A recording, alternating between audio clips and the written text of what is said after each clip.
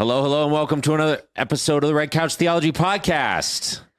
And we had some technical difficulty, and I have a guest today. Woo woo! This is Angela Dunn, and she's one of the pastors of Connection Formation. She joined us, and I'm going to ramble for a minute because I'm not even sure if we're fully live. So we got to ramble for a second because there's like a 2-minute delay. Great. So maybe you guys are seeing this, maybe you aren't. And normally I know right when we go live because we don't have technical difficulties, but because we do, I'm not going to get too deep into the weeds of the questions stuff. Yeah, how are you? Yeah, good. You know, I was excited to be able to come on the podcast. I didn't show up in my robe. I'm showered and dressed, and it's a great day. Just to clarify, she doesn't normally show up in a robe ever. So I don't know what. You were correct. Yeah. Today's normally my day off. So, oh, yes. Yeah. Thanks for jumping in. Of course. Yeah, I think we're live and I think everything's functioning. So I'm testing. Yes, we are. Look at that. Woo! We're online. We're on the interwebs. And I think everything's functioning. I made this horrible decision right before, probably 5 minutes before the show normally starts to, set up a smart plug. Oh. That our camera is plugged into. So like I have the studio set up automated so that I can just like walk into the room. I tell Siri to turn on the studio and it all works. Of course. Right. Well, we needed one more smart plug to make all that work. So I decided the best time to do this was 5 minutes before the show and forgot that our internet router and our broadcast streaming compressor device that streams automatically is all connected to that. And I just unplugged it. Ah, brilliant. And then it did not come back up online in time for the show. So it's all my fault, but that's not what we're here to talk about. And no one cares. So what are we here to talk about? Lots of grace. We're here. We have quite a few questions from Alpha that have come in. Yeah. And last week we didn't have any. And I complained last night to the class. And then they said like, oh, poor Aaron. We'll give him some questions. They've sent in at least 4. That's so awesome. Yeah. So I'm gonna throw a softball one. This gentleman wrote in and he said basically he has a longtime friend that he's been encouraging who's been kind of searching and trying to figure out what is Christianity. And so he really feels like God's inviting him to step in a little bit more there. And so he wants to know, like, what do we think is the best gospel to encourage someone to start in? I know my answer. I want to know your answer first. Okay. I'm very curious to know what your answer is. Oh gosh, this is so hard. Oh man, I wish I had a more rational answer. Right. But I'm going to say the Gospel of Mark. Oh, why Mark? Tell me more. But it's not like a super well thought out answer. Like you'd think I'd have like this brilliant. I think it partially depends on the wiring of the person because I've recommended different gospels like based upon the conversation I had. Yeah. But the Gospel of Mark is very straight to the point. It's it moves very quickly and it's like, here's the bottom line, here's the bottom line, here's the bottom line, here's the bottom line. So if you just want to get the story of Jesus sort of straight to the point, cut to the chase kind of a posture. Yeah. It is not fair at all to call the Gospel of Mark like a little bit more one-dimensional. That's just not true. But Mark's gospel is sort of really excited. Right. It's almost like he can't even quite say it fast enough. Oh, yeah. And then this happened, and then that happened, and then this happened. And he's just like so enthusiastic and excited. It kind of gives you that vibe. Yeah. Yeah. So I know historically a lot of evangelicals have recommended the book of John as the starting place. And I can see some rationale for that because the Gospel of John is all about believing in Jesus. And really, when you're reading one of the Gospels, Matthew, Mark, Luke, or John, the whole point is that you encounter the person of Jesus. And so that makes a lot of sense. John is really committed to helping you believe in whether Jesus is God or not. Yeah. And that's great. The one problem with John is he is a little bit too smart for his own good. And he layers, he's very abstract. He layers meaning on top of meaning on top of meaning on top of meaning. And so like sometimes you're like the other gospels open with stuff like, so-and-so begat so-and-so, and then Jesus came, and then Mary and Joseph, and they, an angel came to them. It's like narrative and stuff. And then the Gospel of John's like, in the beginning was the Word, and the Word was with God, and the Word was God. And you're like, oh, I'm a sentence in, and he sounds like a philosophy professor, and he's lost me already. So I don't know. What's your answer? Well, honestly, I hadn't ever really thought about it from the perspective of personality, like picking a gospel based off of your personality and how you're wired. So Mark, I love that you point out he's an executive summary. That's what he is. Like, give it to me in 60 seconds, and here's the highlights, and enthusiasm. So I love that. I tend to go more John because he is so. For me, he's philosopher, but also he feels very poetic. And I'm a personality that loves words. I'm an artist. I love words, and every word has a meaning, and every word is placed there for a reason. And but I also love just that repeated theme of believe. That's been a thread for me, is just he's always banging that drum. Believe in Jesus. Here's why. Believe in Jesus. Yeah. And so for those of us, those personalities like mine who might need to be reminded on a consistent basis, I think that was a great place for me to start. Yeah, that's great. So, but yes, the artist in me. Yep. It's pretty hard to go wrong, honestly, with the Gospels. I think maybe for the person who asked this question, maybe you can kind of maybe pick a gospel based upon their personality a little bit. Like the Gospel of Luke is probably the most linear. He's a doctor. The nice part is it also includes the book of Acts. So it's like the life of Jesus and then the life of the early church. It's like a 2-part series sort of thing. Yeah. He's the most obsessed with like gathering evidence and this sort of thing, which is a little bit more of a modern Western mentality. Right. Scientific. Slightly, yeah. Right. And he's a doctor. He's kind of a little bit more of that linear space. Matthew is the most Hebrew, maybe. Although I think John would give him a run for the money, because John's like subtly quoting Old Testament references everywhere. But Matthew's a little bit more anchored in this like Jewish tradition and like trying to communicate to them. So I don't know, based upon the personality of your friend, maybe you could recommend one. But here's the tip I would offer, regardless of which gospel. Help them recognize that this is advanced reading.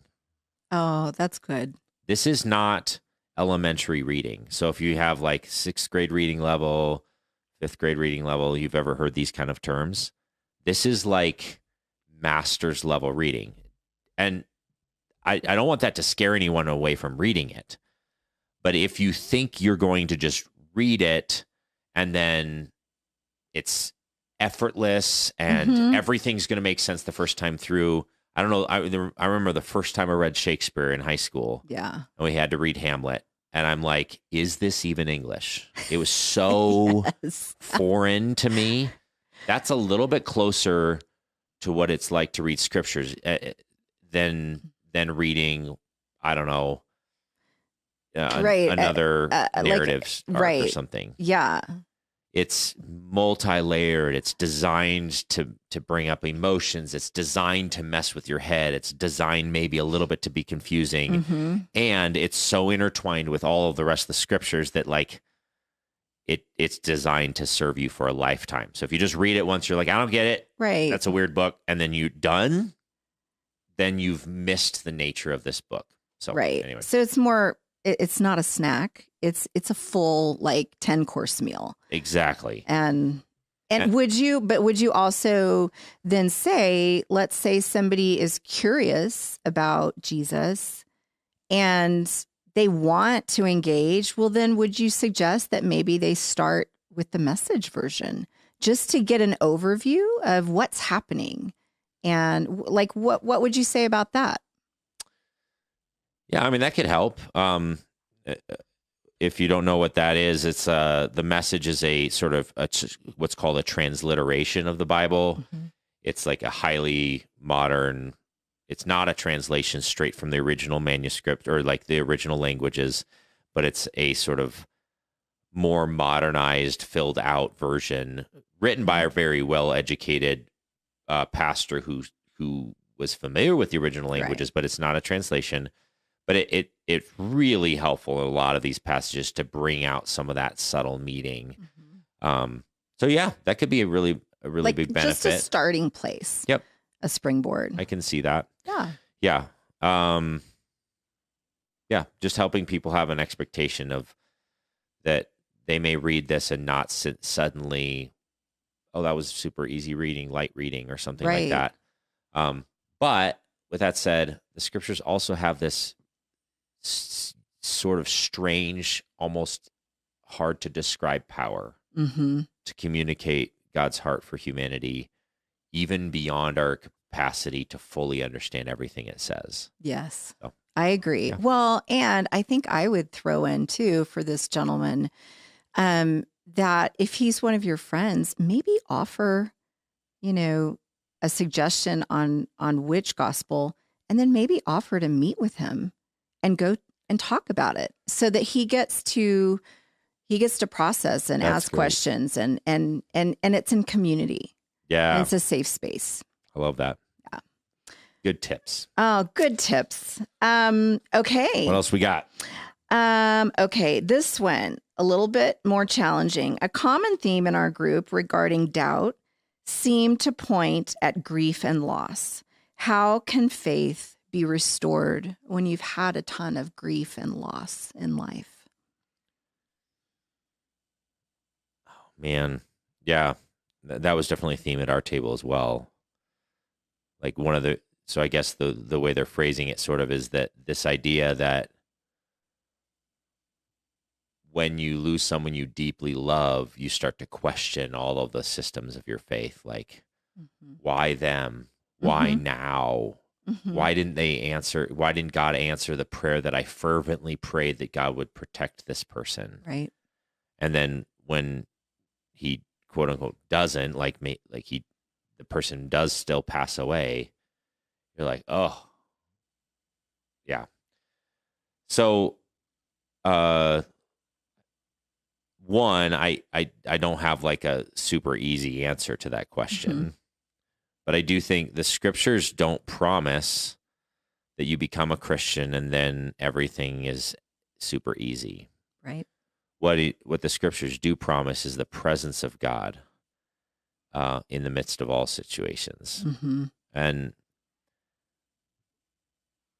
if God's goal was just that we make a certain mental assent about some set of theological propositions, he would have given us a different kind of faith tradition than the way Christianity shows up. Yeah. Instead, his goal is to have relationship and communion with his people mm-hmm. or with humanity and his creation, and to not overrule the free will of humans. And mm-hmm. so our free will messed up the world. Bad things happen, and he doesn't tend to overrule that mm-hmm. very often. But what he can do every time is offer his comforting presence. Mm-hmm. And then there are times he does intervene in history and change an outcome of something. Mm-hmm. But what he always offers is his presence. So I don't know. What do you think? Well, some of what you're saying is just reminding me of his names, like Emmanuel. Mm. And the fact that I have found in the deepest areas of loss and grief in my own life, that the only way I've gotten through them is because Emmanuel is with me. Yeah. And because he shows up.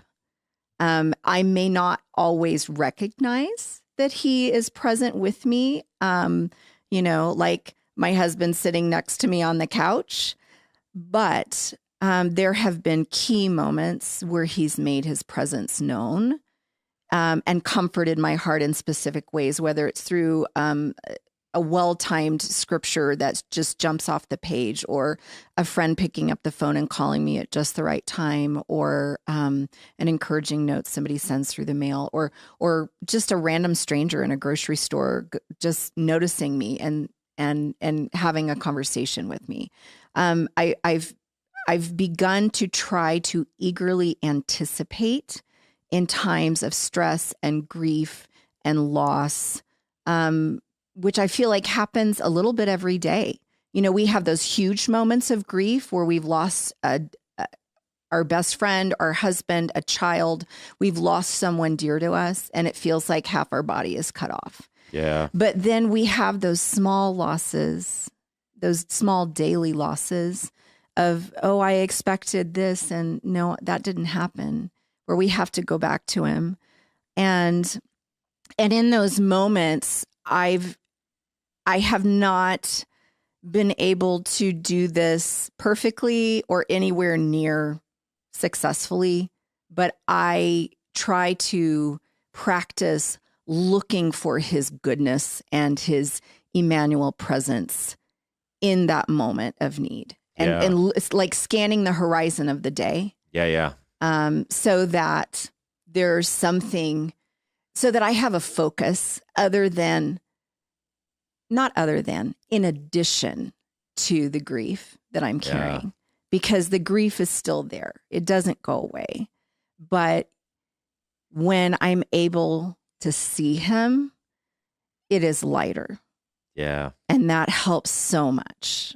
And it buoys my faith. It's, again, it doesn't fix it, but I all of a sudden have this friend who knows me and knows when to say just the thing that I need to go. It's going to be okay. And to your point with humankind and the fall, he's given us free will, and these little daily losses, as well as the big losses, keep turning my eyes back on the fact that this is not my home. I so want to make this my home.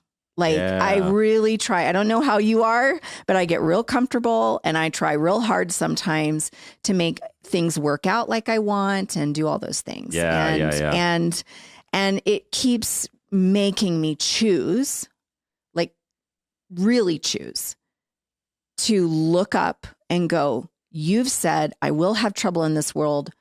Take courage. I've overcome the world. However, this is not your home. Yeah. So, maybe a helpful illustration, and all illustrations break down, but if you think about it, as a parent, no parent would choose suffering for their child. No. You're not going to say my agenda for them is to have bullies pick on them in school or any of those things. But if a parent's wise enough to see that in order for their child to grow up and become a deep functioning person in society, that some challenges are a necessary part of the formation of a well-rounded, deep soul. Yes. Then a wise parent also doesn't necessarily panic when hard things come along, but a wise parent always tries to be present for their child as they navigate the hard things of life. Yes. Because I want my children to grow up and appreciate art and appreciate beauty and appreciate good stories. And you don't appreciate those things if you've been sheltered from any brokenness. Art doesn't make sense if it's not engaging the complexities of human experience. Art isn't beautiful without those complexities. The contrast between dark and light and all of these things. So again, no parent would choose it. Right. But also a good parent chooses to be present and help their child walk through heavy things since parents don't have the option. And some of you may be out there saying, well, yeah, but God does have an option. Mm-hmm. He could stop this. Yeah. And parents can't always stop it. Right. Well, he can't because of this free will dynamic. Mm-hmm. Or he chooses not to stop all of the brokenness of the world, because he wants this dynamic relationship with humanity. And so, instead, he says, I will meet you in the midst of the sorrow, in the midst of the valley, in the midst of the pain. And because I don't want you to be alone in that, I came to this earth. I experienced being stabbed in the back. I experienced the loss of loved ones. I experienced all of the pain and suffering of what it means to be a human being. And I died on your behalf. I experienced, everything all the way to the point of experiencing death itself, so that I could be a truly empathetic father to you in the midst of all of the suffering. So it doesn't like wrap up that topic without remainder, right? But it does at least address it. Well, and I think another thing that I know came up at our table in kind of in relationship to that was, the sovereignty of God but what I hear you saying is with that free will, with that freedom, yes, God is sovereign, but there's also choices that are made by human beings that he's not going to cross, because then it takes away their freedom to choose. Is that Is that what I hear you saying? Yeah, and we could get into a long discussion about complementarian versus libertarian free will, which we actually did on a previous episode semi-recently. So I'm not going to go into those sorts of things. Great. But that's a different question that this person, fortunately, did not submit today. So we can move on. We can move on if we want to. That was a good segue. Yeah. Good segue. Let's see. Well, this one was specifically for Alex, but you might have some insight on this. Our table at Alpha would like to know, what is Nicky Gumbel talking about when he says porridge? What is porridge? Is that oatmeal? Is it what is porridge? Do you have any idea? I think it's sort of an oatmeal thing. Like a hot, warm cereal? All right. I'm like, it's shame. We're going to do our best to answer this question for you with Google. What is porridge? Or it's more like what is a porridge party? Well, and yeah. Because he talked about Christians go to a porridge party. What is that? Right. A porridge party is a fundraising event often held around the world. Porridge Day. There's a porridge day to support Mary's Meals, where people gather to eat oat-based dishes and donate to food-hungry children. Well, that's involves beautiful. Serving various porridge recipes from traditional to sweet or savory, and supports school feeding programs. That must be an English thing or a European thing. Right? But when our fearless British leader comes back, maybe we should hold that question on there so that he can clear it up. I think so. Alex, have you ever been to a porridge party? Right. Good, bad? And it sounds like it's some form of oats. Look at that. There you go. And I've never heard of savory oats. I've only heard of sweet oats. My wife puts salt on her. Well, I put salt on mine, but I also add a little sugar. Yeah. Or nuts and dried fruit. But I've never had, I'm thinking of oats with I don't know, saffron. I don't know. Or tarragon, So I mean, we'll have to find out from Alex. All those British are so famous for their quality cooking. Well, right. Is it fair to pick on our pastor while he's out of town? Yes, it is. By the way, that's why Alex is not here. He's celebrating his mom's birthday. That's amazing. Yeah, so that's why he's not with us today on the show. So, yeah. Sorry, I can't help you more with that question. No, but that at least gives us a category of oats, right? And frankly, I thought it had to do with some some other kinds of parties that might happen here in Colorado that are legal now. So that's because I'm like, is that like a code word? Is porridge a code word for something else? So that's but I was like, no, we won't go there. No, I don't know. Okay. The other question, this is another question. It was based on the sermon. I'll let you, do with it what you may. But he said belief was reframed as a verb rather than a noun. What are ways that we can exercise or act out our belief or our trust?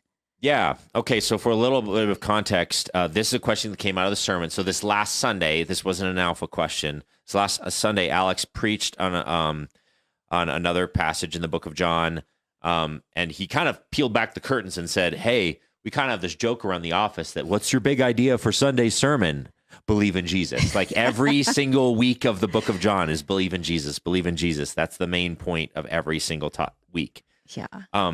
But this last Sunday, Alex felt the need to describe what does it mean to believe? Mm-hmm. Is that a mental assent to a set of ideas about the person of Jesus? Right. And he basically said no. In belief, the mental assent kind of belief is a little bit more of like the noun. It's like a belief in a set of propositions. Mm-hmm. And the verb form that he described was belief is actually a placing of one's trust. Mm. So like an illustration might be, and we kind of talked about this came up a couple times in Alpha, which is like the noun kind of belief would be a little bit more on par with saying, I believe that chair exists. Mm. I believe that chair will hold my weight. Yes. I believe that. It looks like it's made of metal.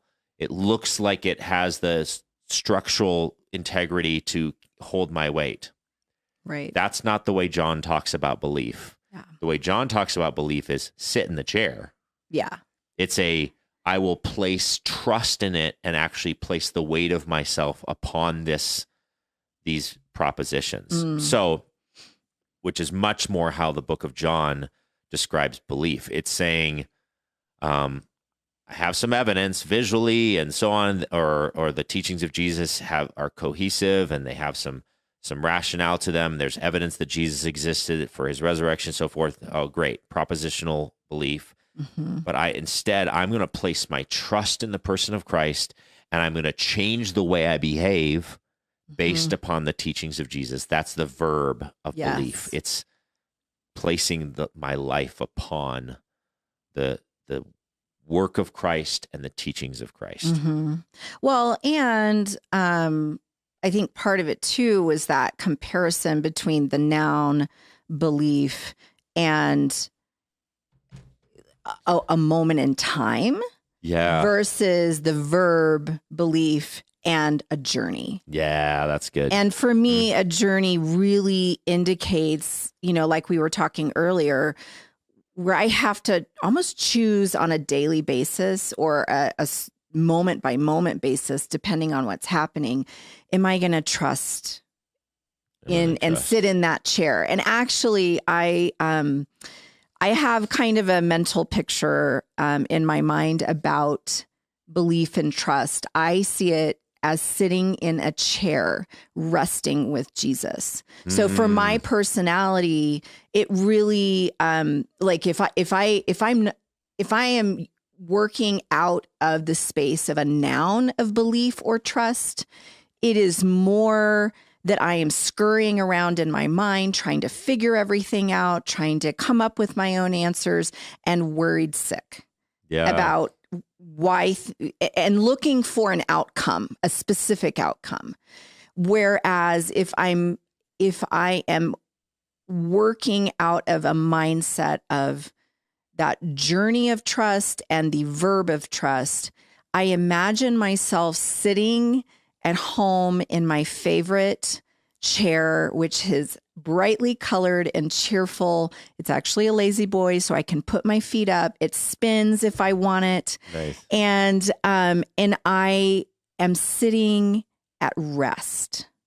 And so in one sense, I'm up and running around. That's the noun of belief. and I'm trying to figure it out on my own.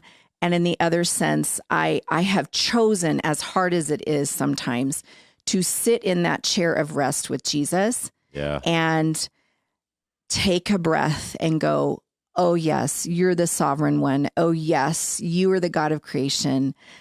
I'm choosing to place my trust in you, even though everything in me may want to jump out of the chair. Yeah. And sometimes I do. Sometimes in my mind, I jump up and down out of that chair, trying to retrain myself to sit and be at ease. And it's not because the problem has changed, but it's because of where my eyes go. Yeah. So that's good. Yeah. That's kind of my visual. Yeah. So great question. And I think it relates to Alpha because we talked about faith and trust and doubt.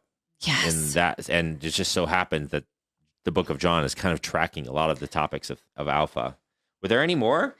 There were no more questions. Okay, so we have this. We had some way to goes to Alex on his preaching. And we had a person also say how much they appreciate just our online presence because they don't live in the state. And they really do love listening to Alex and hearing the podcast. Great. Well, Alex isn't here, but maybe he'll listen to this. And good job, Alex. Way to go, man.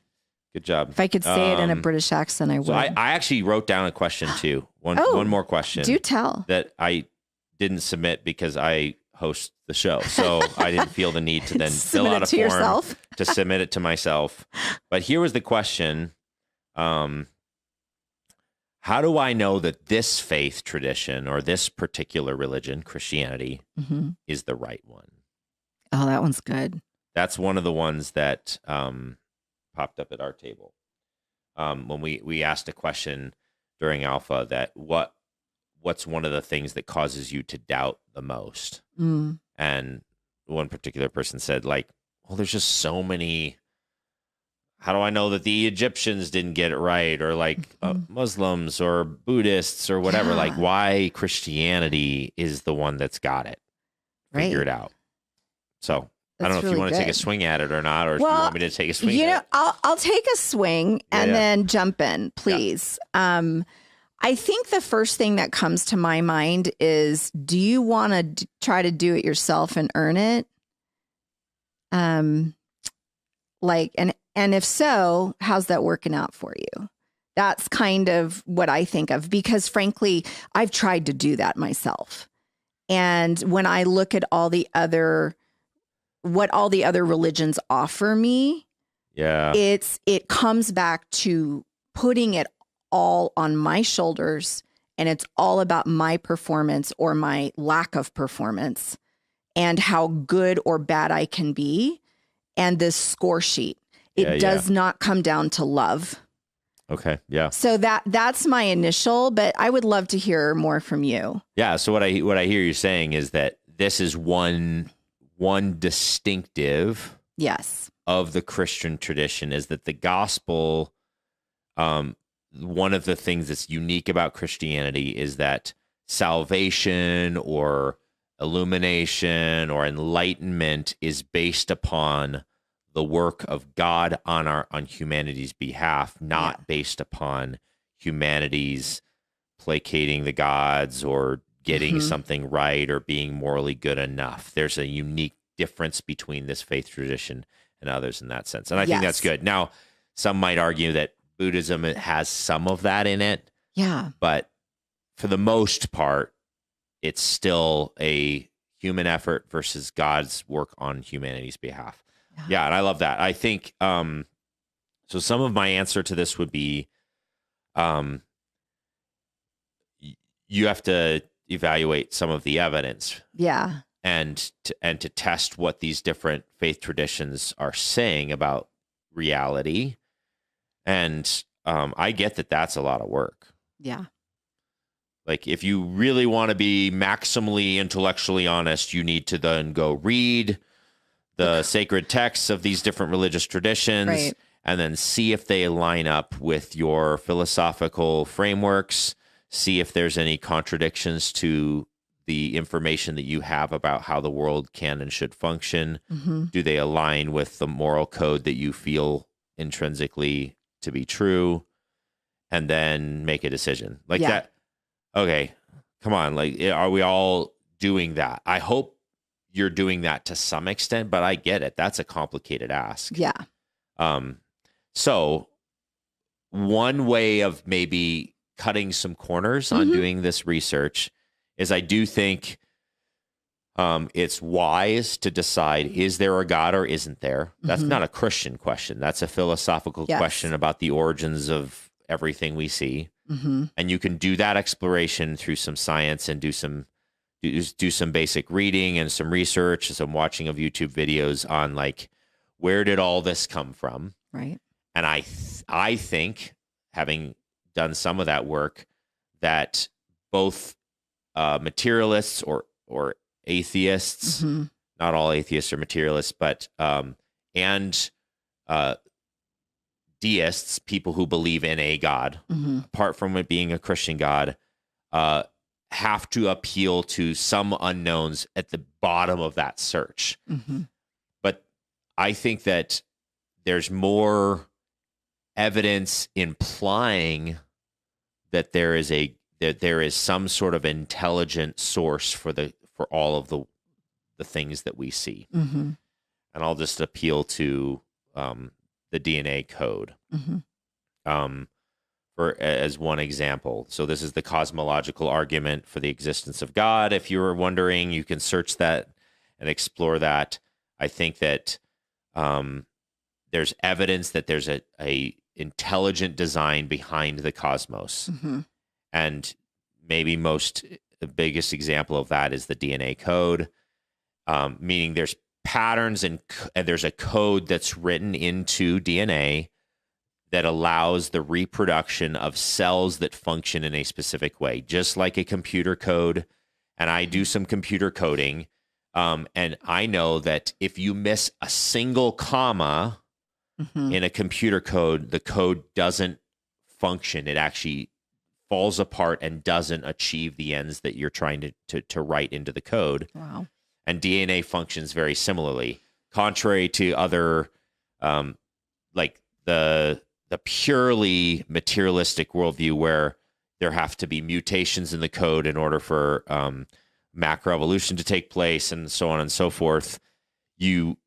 It's very, very difficult to quantify that evidence with the mathematical probability of that. That's like saying I miss a comma and suddenly I go from a pathetic operating system to like Windows 11. You know, it's just very mathematically improbable. So much so that you have physicists extrapolating things like the multiverse, where there's trillions of universes. And the only reason they do that is not because there's evidence that there's trillions of universes, but in order for the math to work out, there's not enough material particles in this universe to create a mathematical probability that there's a single advancement in the DNA code. So you need trillions of universes to have enough material data to hypothesize that even one time the DNA code functions differently than it currently functions. Wow. All right, so there's a God. That's how I get to a God. And then how do I know whether the Christian God is one or not? Just evaluate the resurrection. Yeah. Skip, you don't need to prove that the Bible's real, that you don't need to prove that it's perfectly accurate. You don't need to prove any of that. Just evaluate. Do you think the historical person of Jesus Christ rose again from the dead? Because if he did, then you have at least some pretty good evidence that he might have at least some value to add to your life if he's a person that's capable of rising again from the dead. And so then, and if that's still not enough evidence to say Christianity is the faith tradition you should choose, then you compare a resurrected human to the other faith traditions and then decide which one you think holds the most water. That's really, I love how you kind of boiled that down. So yeah, step one, is there a God? Step two, did the resurrection happen? And then if you don't think it did, then yeah, you can throw Christianity out. Yeah.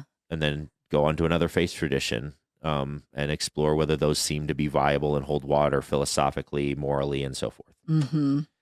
I get that that's time consuming. Yeah. But I especially loved that you pointed out, like, you don't even need to even figure out, is the Bible real? Like, is it accurate? Is it, go through all that? No, just skip right to the resurrection. Yeah, now you're gonna have to reference the Bible in your exploration around the resurrection to some extent. Sure. Because it's got some of the data points about the resurrection, but you don't have to believe the Bible's inerrant or God breathed or any of those things to at least value it as a historical document that's worth referencing. Right. Well, and also there are other historical texts besides the Bible that talk about that, So that's at least some of what I would start with, just as sort of a little bit of a shortcut. Yeah, and then as time goes on, if you embrace Christianity as a faith tradition, your faith can be built stronger. Or if you are just very skeptical, like I am, you will start to explore other things, like the power of narrative and to shape human history. And you see that the narratives of Scripture are mimetic. They are the foundational narratives that shape all human civilization, are grounded in some of the stories that are found in Scripture.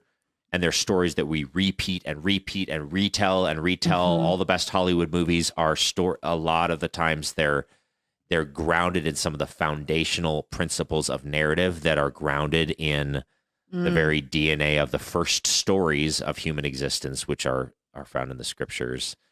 You can go on and on and on and on. I just really like that you use the word mimetic. That was really cool. Yeah. So, I always learn something when I come on the podcast. It's amazing. So, and then the point of last night's alpha is you can't actually know fully. Right. Just like technically speaking, unless I scientifically test the materials in a science lab of a chair, you can't technically know scientifically that chair will hold your weight. Right. And yet we don't do that.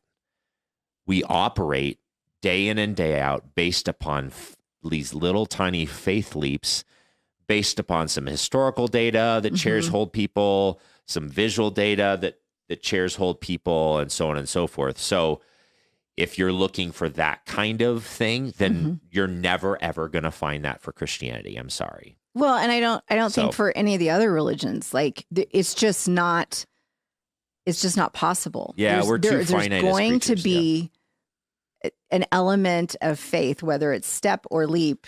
There's something. Yeah, and it's not blind. Like there's some data set that says that chairs hold people. Right. But if you really, really want to be super legalistic, did you actually put that chair in a lab? Right. And test all of its molecules and make sure that the electrons and the are bonding properly in the metal and so on and so forth. And then you're like, okay, now I have scientific evidence this chair will hold me. You don't do that every time you sit down in a chair. No, we never sit.